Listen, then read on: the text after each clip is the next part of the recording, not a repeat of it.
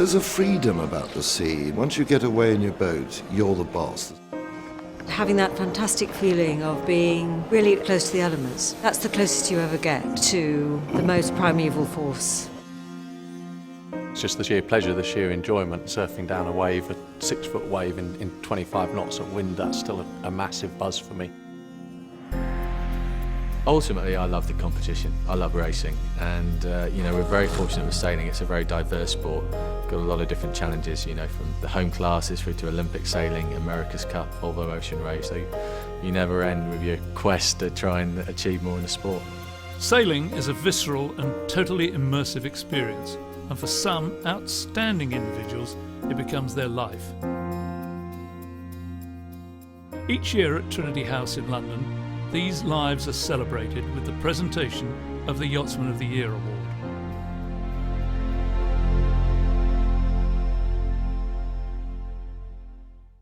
First presented in 1955 to Eric Hiscock for his circumnavigation of the world in a 30-foot boat, at a time when few people were cruising the world for pleasure.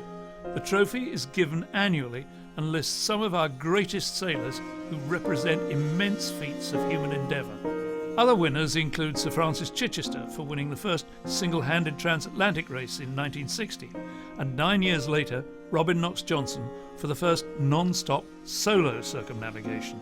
More recent winners include Tracy Edwards in 1989 for skippering the first all-women crew in the Whitbread Round the World race, and Dame Ellen MacArthur for smashing the record to be the fastest non-stop solo sailor around the world in 2005. I think this award is very important because the judges are the yachting journalists. This award is one of the most prestigious yachting trophies and represents the very highest accolade for many sailors. I think the nice thing about the Yachtsman of the Year award is that it gives us a chance to recognise someone for doing something exceptional in the past year in our sport. It's an incredibly prestigious award, the Yachtsman of the Year award. You look at the past names of winners, people like Ted Heath, Ellen MacArthur, Rodney Patterson, the list is endless of fantastic sailors with great heritage. But many of these names wouldn't be there at all, especially those of the past 20 years, without sponsorship. Sponsorship today supports and nourishes both the sport and its individuals to go on and achieve greatness. For people who want to go into the big ocean racing circuit, these boats are very expensive. So the only way they can do it is via sponsorship. Sponsorship has also one big advantage. I think it is always better to give back something which you have been successful and so to young people. How could I ever do it with an advert? No. But with a sponsorship like this, which gives a prize to younger people or to people who start their career, it's much more interesting. As insurers of risk at sea, Pantaenius, the sponsor of this award, fully appreciates the culpability of individuals' lives in undertaking their achievements. For the sea provides a unique environment, an ever-changing playing field where a life is at one with the elements and pitted against the greatest forces that nature can unleash. This sets a challenge like no other for human endeavour. The achievement has to have taken place in the previous 12 months. It can't be something they did 2 years ago or 3 years ago that somebody's only just noticed. It has to be in the last 12 months. It has to be an outstanding maritime achievement. Each year there are 3 nominees, and here they are for 2011. First, Dee Caffari. Do not try to stop this amazing lady sailor from going round the world. She thrives on it. Since completing the global challenge as the only woman skipper early in this century, she took up another challenge, to sail the same boat, this time alone, around the world non-stop, but this time the wrong way, against the prevailing wind and currents. This year, with Ana Corbella of Spain, Dee finished the Barcelona World Race and became the only woman to have circumnavigated the globe non-stop 3 times.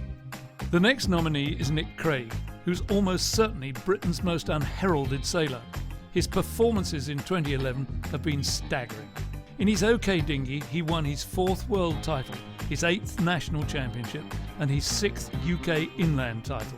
But he proved himself in other classes too, winning the RS 400's national championship and also lifted the championship cup in the Devotti D1 class. Nick topped his year by winning the Champion of Champions event as the OK class representative in the Endeavour Trophy for a 5th time. And the final nominee for 2011 is Ben Ainslie, who's repeatedly triumphed in the pinnacle event of the sport, the Olympic Games. A silver medal in his youth at Savannah, followed by a gold in Sydney and 2 more Olympic gold medals at Athens and Beijing. Ben has been busy since the Beijing Games, notably winning the World Match Racing title in 2010. His return to the Finn class has been stunning, and his runaway wins at Sail for Gold and the Olympic Test Regatta in Weymouth in 2011 put him on course to becoming the greatest ever Olympic sailor.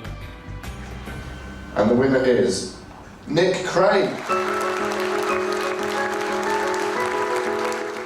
Personally, this represents an almost lifetime achievement for Nick and a huge vindication following 30 years in the sport as an amateur club sailor. Well, it means a huge amount to me personally. It's a very high-profile award, and I think it's also great for amateur sailing up and down the country, because that's what 99% of the people who sail are amateurs going down their local club. So it's kind of a vote for that different strand of the sport that doesn't always get recognised. I've known Nick for a number of years. He's a fantastic sailor. You look at the list of achievements that he's had. Most all professional sailors would be over the moon with a results list like that, and he's done it, basically as a hobby. There was a great feeling amongst the journalists that he had been an unappreciated talent. So in a way, it was quite fortunate that we noticed him, and he did have remarkable achievements. Nick's a great example of someone who's come through the home classes. That's really the strength and depth, I think, of sailing, not only in the UK but globally, is those home classes, which people love sailing weekend after weekend, and it provides fantastic racing. When I go sailing, I always go out and try and get something from that day, try and learn, so make it a continuous thing where I'm always getting better at it. And I think the other secret that isn't really much of a secret, it's the same with every sport, is just time on the water, is practice. Absolutely love sailing, so I've been doing 30 years, so if I can still be doing it, I'll be very happy.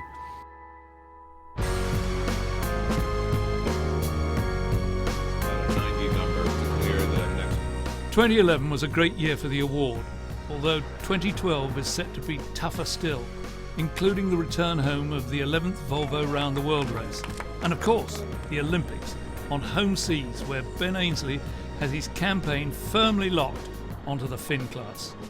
My preparations are going really well. It's really important this period to make sure we get the preparation absolutely right.